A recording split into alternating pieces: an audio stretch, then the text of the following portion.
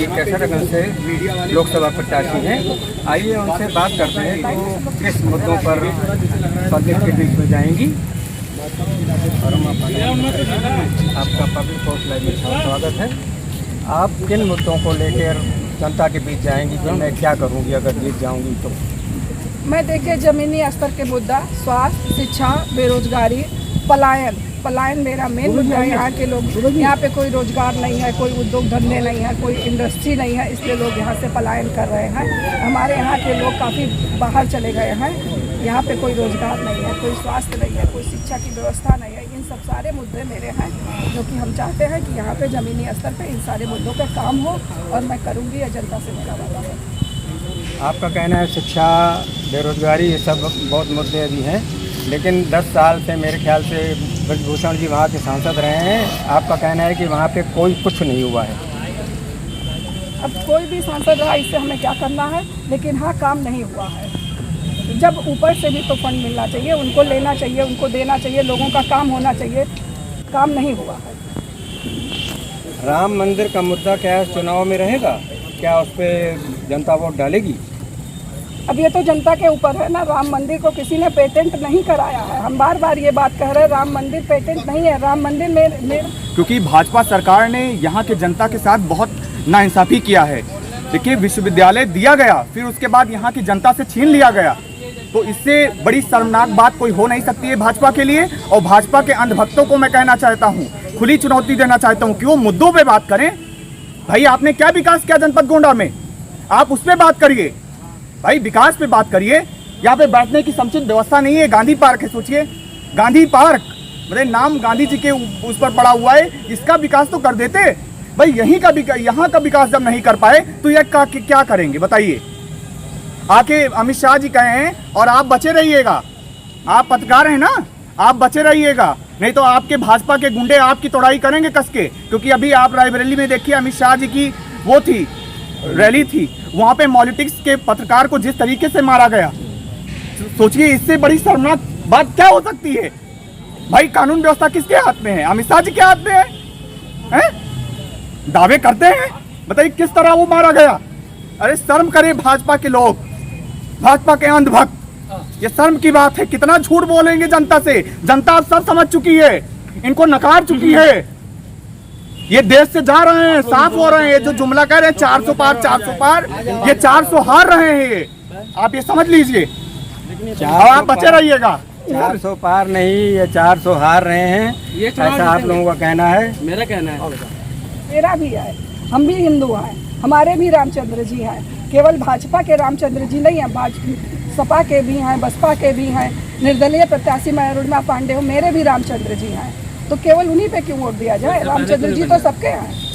आप यहाँ सबसे बड़ी लड़ाई किससे समझती हैं? सपा से, बसपा से, कांग्रेस से? किससे सबसे बड़ी लड़ाई किससे समझ रही हैं? ना सपा से है, ना बसपा से है, ना कांग्रेस से है। यहाँ की ज़मीनी स्तर के मुद्दों से लड़ाई है, जो कि यहाँ पे नहीं हो रहा है। ज़मीनी स्तर पे स्वास्थ्य है, शिक्षा है, बेरोजगार है, इन सब चीज़ों पे लड़ाई है। आदमी से क्या लड़ना? अरे मुद्दों पे लड़ो, जनता मुद्दों पे वोट देती है।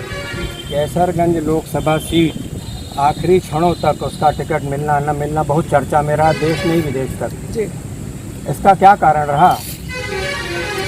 इसका मोदी जी से पूछिए, आप मोदी जी ही बता पाएंगे, क्योंकि टिकट उन्होंने ही दिया है। आपकी पहुँच है मोदी जी तक, तो आप पूछ लीजिए, मोदी जी बताएंगे आपको। अब मोदी जी ने क्या सोचा, क्यों दिया, अब वो मोदी जी जाने। ब्रजभूषण जी का टिकट कटना ये सही है या गलत? इस पे हमें कोई कमेंट नहीं करना, मोदी जी बताएंगे ये चीज़, और जनता बताएगी जब समय आएगा। ये लोग बहुत पुराने, आपने अभी भी एक हमारे भाई ने कहा है कि ये दो खानदानी इन 2 सीटों पर उनका वर्चस्व रहा है जी। इनसे आप कैसे फेस करेंगे? इस चीज़ को कैसे फेस करेंगी?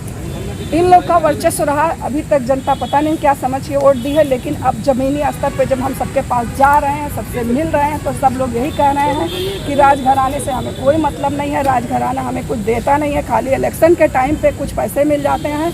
इसी वजह से जनता बेवकूफ़ी में दे देती थी, लेकिन अब जनता समझ रही है कि कौन हमारा काम करेगा, कौन हमारा विकास करेगा, कौन हमारा आगे का उद्धार करेगा। जनता अब उसको वोट देगी।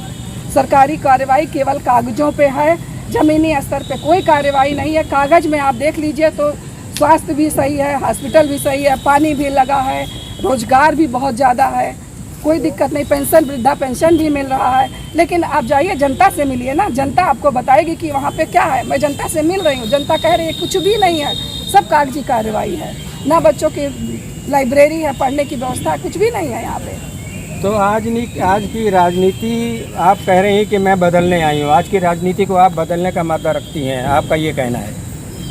बिल्कुल, जो अभी तक था वो भी बदल सकता था, और मैं आगे आऊँगी, काम करूँगी, गर्मी में पसीना बहाऊँगी तो बदल सकती हूँ। अगर मैं एसी में बैठी रहूँ तो मैं क्या बदलूँगी? कुछ नहीं बदल सकती, मैं भी नहीं बदल सकती। अगर काम करेगा आदमी, आपके घर में दाल चावल सब्जी रोटी सब रखा, आप नहीं बनाएंगे या काम वाली कोई नहीं रखेंगे बनाने के लिए, तो आपको कैसे मिलेगा? आपको काम करना पड़ेगा, आपको समाज में आना पड़ेगा, तब आपका काम होगा। हम चल के आए तब तो यहाँ इंटरव्यू दे रहे हैं, हम अपने घर में एसी कूलर में बैठे होते तो हम आपसे क्या बात करते हैं? कैसरगंज लोकसभा को ही आपने क्यों चुना? इसके पीछे कोई खास कारण? मेरा ससुराल है गोंडा में, हम यहाँ के रहने वाले हैं, तो इसलिए हमने गोंडा और कैसरगंज आसपास में आए। गोंडा कैसरगंज दोनों सीट मैंने इसलिए चुना कि दोनों आसपास है, दोनों की जनता से हम मिल सकते हैं। अगर एक यहाँ एक दिल्ली ले लेते या कहीं और ले लेते तो हम वहाँ पहुँचने में दिक्कत होती। हम एक क्षेत्र में लिखते हैं, दूसरा क्षेत्र मेरा सटा हुआ, हम दोनों से मिल लेते हैं, दोनों जनताओं से। आप किस मुद्दे पर वोट देंगी? आप तो यंग पर्सन हैं। मैं यंग पर्सन हूँ, मैं ये बताना चाहूँगी कि इस दौरान हम लोगों ने कई सारे क्षेत्रों में भ्रमण किया, तो वहाँ पे जो जनता का रिव्यूज़ रहा कि वहाँ ये लोग कह रहे थे कि आज तक कोई प्रत्याशी यहाँ पर आया ही नहीं, बल्कि 10 साल से सरकार है। आप खुद सोचिए कि कोई प्रत्याशी यहाँ पर आया ही नहीं। अरे लोग एसी की हवा खा रहे हैं, भाई सरकार तो बनी हुई है। हमारे प्रत्याशी बताइए, वहाँ पे जाके एक लोगों के घर में मिल के लोगों से उनकी समस्याएं पूछी। एक औरत, एक महिला ने कहा कि मैं आपको क्या बताऊं, किस मुद्दे पे मैं आपको वोट दूं भाई, और अगर मैं बताऊं तो मेरा पेट जल रहा है, मेरा दिल जल रहा है, मैं कैसे आपको बताऊं? आखिर परेशानी नहीं तो उन्होंने ऐसा कहा क्यों? भाई किस बात पे आप जाके आप कह रहे हैं कैसरगंज से जीते हैं, वहाँ से जीते हैं, क्या आपने काम किया, क्या विकास किया? आप निकल के फील्ड में देखिए भाई, अगर आप फील्ड में निकल के देखेंगे तभी तो लोगों की समस्या का पता चलेगा। और बात यहाँ पे रही शिक्षा की, तो शिक्षा का जैसे बताया गया कि भाई बेरोजगारी है, आप लाइब्रेरी जाके चले जाइए, वहाँ पर भाई बच्चों की सीटें ही कम रहती हैं, बच्चे पूरे फुल ही नहीं हो पा रहे, लाइब्रेरी की इतनी अव्यवस्था क्यों है? आप बताइए। यहाँ पर विश्वविद्यालय की बात रही, वो भी नहीं हो पाया। ऐसे कई सारे मुद्दे रहे जिनको मैं चाहती हूँ कि उनमें बदलाव आए, और इसीलिए मैं अपने प्रत्याशी श्री योरमा पांडे जी को ये विजयी बनाना चाहती हूँ, और जनता से अपील करना चाहती हूँ कि वो एक समझदारी से उनको वोट करें और इनको भारी मतों से विजयी बनाएं। मैडम, आप किस मुद्दे पर वोट देंगे? भाई युक्ति से भय मुक्ति के कारण मैं मैम को वोटिंग करूँगी। तो योगी जी तो कह रहे हैं कि मैं देखता हूँ हर शहर में 12 बजे तक लड़कियाँ स्कूटी पे घूमती हैं, तो ये तो भयमुक्त वातावरण कहा जाएगा, योगी जी का बोलना है। अब तो योगी जी ये जाने, हमें तो ऐसा कुछ नहीं लगता है।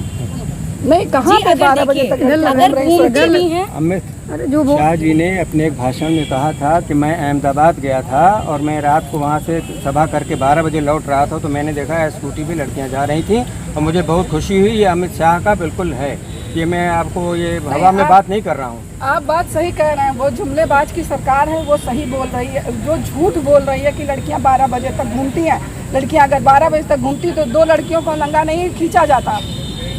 आपको शायद वहाँ की घटना पता होगी, जो 2 लड़कियों को नंगा खींचा गया था। जब लड़कियां क्यों किया गया भाई? भाजपा सरकार थी तो भाजपा सरकार ने क्यों नहीं उस पर एक्शन लिया? अगर सुरक्षा है तो उनके साथ क्यों दिक्कत की गई, आप बताइए। योगी जी का देखिए जबरदस्त विरोध हो रहा है। मैडम, आप किस मुद्दे पर वोट देंगे? हम भी सुरक्षा के ही दृष्टि पे वोट देंगे और बेरोजगारी के उस पर वोट देंगे कि मेरा ही बेटा है जो एग्ज़ाम देने गया, बहुत ही मेहनत करके एग्ज़ाम दिया और उसके बाद उस एग्ज़ाम को खारिज कर दिया गया। तो इस तरह से वो बच्चे की हमारी मेहनत तो बर्बाद हो गई ना, पेपर लीक कर दिया गया, तो बच्चे की तो अपनी मेहनत भविष्य खराब हो गया। अब वो पेपर निकलेगा, फिर वो तैयारी करेगा, फिर एग्ज़ाम देगा। तो इस तरह से इन सब चीज़ों से हम बहुत परेशान हैं। दूसरा, हमारे यहाँ पे भय मुक्त हमें चाहिए। जो यहाँ पे डर है कैसरगंज था उसमें तो भय बहुत ज़्यादा, कहीं भी हम बोल रहे हैं लेकिन अंदर से भय है, क्योंकि ऐसा सरकार यहाँ पे बनी हुई है। लेकिन हम सपोर्ट करेंगे मैडम को कि जिससे हमारी मैडम भय मुक्त हों, हमारी मैडम को काफ़ी भारी मतों से विजयी बनाए। वोट देंगे बाबू? भाई एक ही मुद्दा है कि भय मुक्त वातावरण, ये तो सबसे प्रथम मुद्दा है। दूसरी बात मुद्दा, सबसे बड़ा मुद्दा ये है कि यहाँ कोई रोजगार का कोई साधन नहीं। कोई युवक चाहे कि हम 2 घंटे का पार्ट टाइम जॉब कर लें, तो जॉब तो छोड़ो, पूरे जिले में, पूरे मंडल में इंडस्ट्री का नामो निशान नहीं। गन्ना मिल अगर ना हो तो कोई भी सप्लीमेंट्री इंडस्ट्री कोई है ही नहीं है कि जहाँ आदमी 2 घंटा बैठ करके 1000-500 रुपया कमा ले। तो आखिर कहाँ जाए आदमी? आत्महत्या कर रहा है। बहुत से लोग सुसाइड कर रहे हैं। लड़कियां, आप देखिए, आप पूरे जिले की स्थिति आप देखिए, हर महीने में कम से कम 10 महिलाएं यहाँ आत्महत्या कर ले रही है। क्या कारण है?